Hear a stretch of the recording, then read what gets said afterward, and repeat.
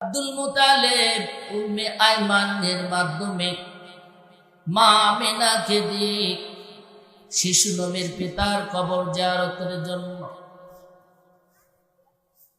সেই 500 মাইল দূরে যখন রওনা হয়, দয়ার নবী মায়ার নবী যখন দূর থেকে উম্মে আইমান আঙ্গুল দিয়ে ইশারা করে দেয়, ও মোহাম্মদ, ওই তোমার বাবার কবর। শিশু নবী কবরের উপরে কবরের মাটি জড়ায়া ধরিয়া বাবা বাবা বলিয়া, ও বাবা তুমি একটু ওঠো, আমি তোমাকে দেখতে চাই, আমি একটু তোমাকে চুম্বন করতে চাই, আমি তোমার কোলে উঠতে চাই। কত ছেলেরা আমার খেলার সাথীরা তাদের পিতার কোলে ওঠে, তারা তাদের পিতাকে চুম্বু খায়, আমার বাবা নাই। আহারে দয়ার নবী মায়ার নবী এতিম নবী,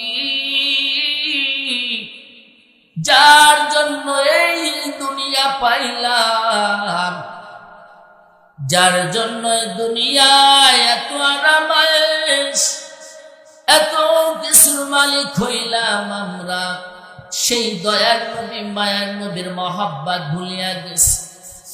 আরে সেই দয়ার নবী এতিম নবীর মাদ্রাসায় মাহফিল, অথচ কত ছেলেরা এখনো রাস্তাঘাটে অযথা সময় কাটায়, বেহুদা সময় কাটায়। ও যুবক,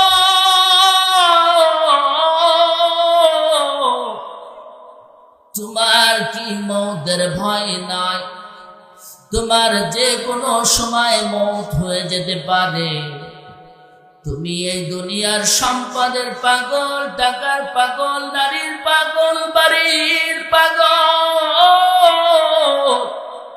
আর আমার আপনার এতিম নবী ছিল উম্মতের পাগল। যখন দুনিয়ায় মা আমিনা,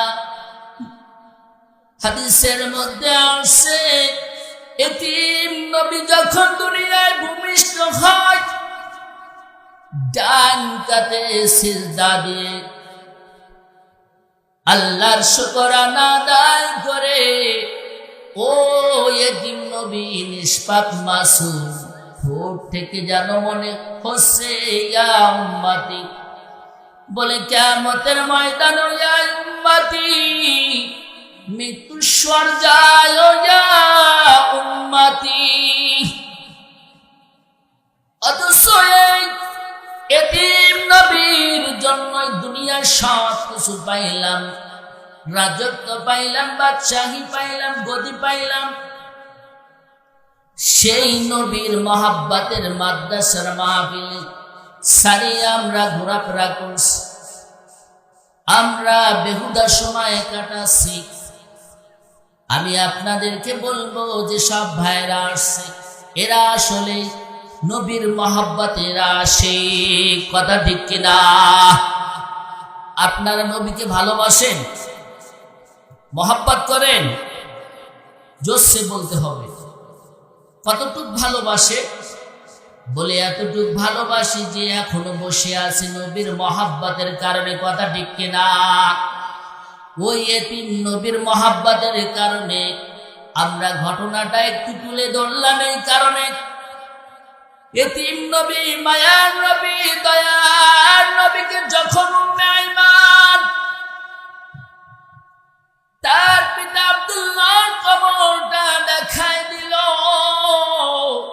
শিশু নবী কবরের উপরে হাউ মাউ করে কাঁদিয়া বলে, বাবা তুমি ওঠো, আমি তোমাকে একটু চুম্বন খাবো, তোমার কোলে উঠব।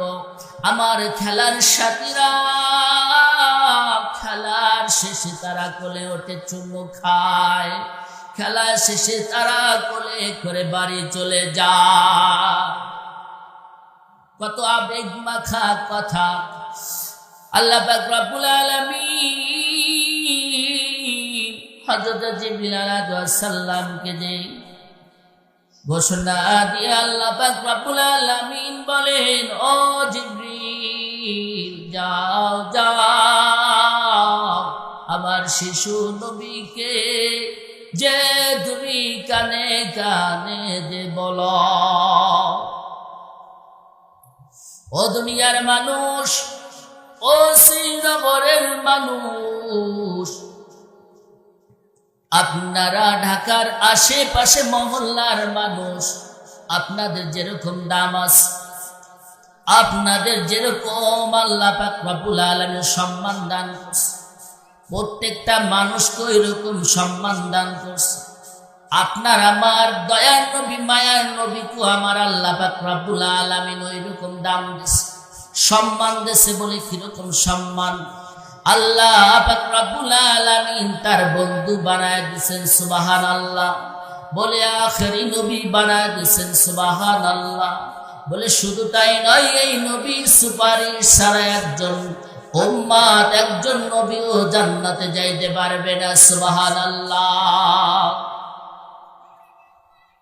দয়ার নবী মায়ার নবী বাবার কবর থেকে যখন উম্মে আইমান টানিয়া কোলে করে নিয়ে এসে মা আমেনা উম্মে আইমান মক্কায় রওনা করল। বাবার কবর জিয়ারত করে ফেরার পথে ইতিমধ্যে রাস্তার মধ্যে পথে মা আমিনার বেদনা শুরু হয়ে গেল। হঠাৎ করে শরীরটা অসুস্থ লাগলো। মা আমিনা পথের মধ্যে যখন অসুস্থ বোধ করল, মা আমিনা উম্মে আইমানের হাত ধরিয়া, আমার এই মায়ার নবী, আমার এতিম ছেলে শিশু নবীকে মুহাম্মদকে তোমার কাছে রেখে গেলাম। আমার এতিম ছেলেটার কাছ থেকে কেউ থাকবে না, আমি হয়তো আর দুনিয়ায় থাকব না।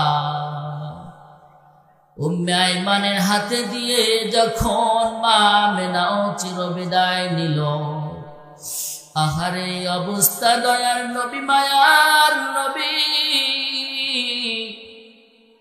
মা আমিনার মাথার কাছে বসিয়া, ও আম্মু তুমি ওঠো,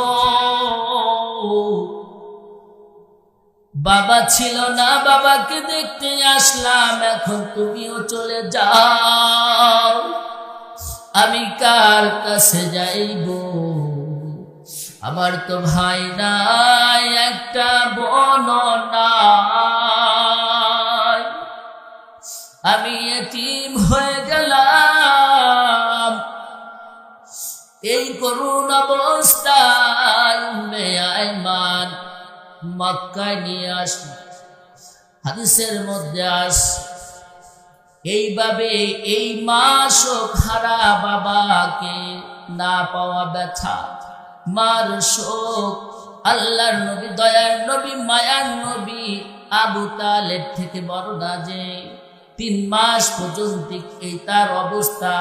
এখান থেকে মনে হয় দয়ার নবী মায়ার নবী এক জায়গায় বসে থাকলে একদিকে তাকায় থাকতো, খানা খাইতো না, ঠিক মতো চলাফেরা করতো